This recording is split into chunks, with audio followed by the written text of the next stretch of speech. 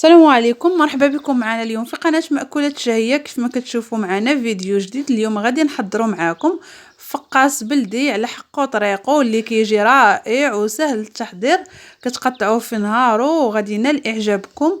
خليكم مع المقادير والطريقه. غادي نبداو بسم الله على بركه الله. لهنا عندنا نصف رابعه ديال الزبده مارغرين اللي ذوبناها ونخليوها جانبا حتى تبرد لينا.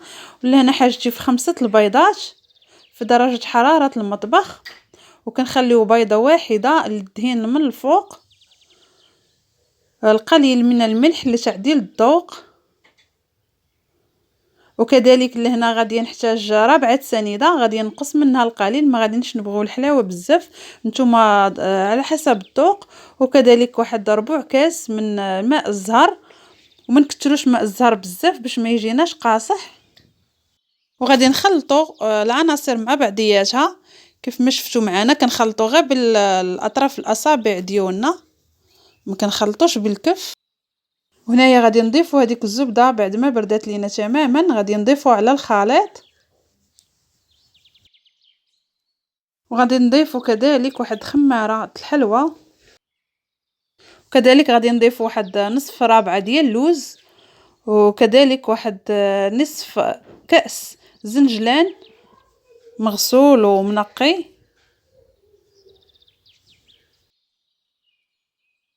هنايا غادي نحتاجو الدقيق على حسب الخليط.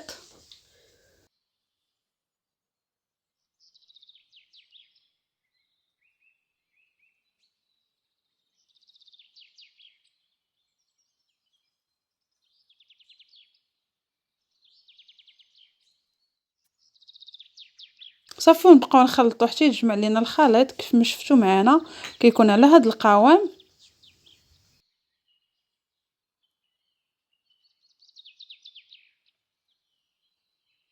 هنايا قسمنا العجين اللي عندنا على 3 وغادي نبداو نشكلو بودان، وغادي نحطو في اللاطه اللي فرشنا لها ورق المطبخ.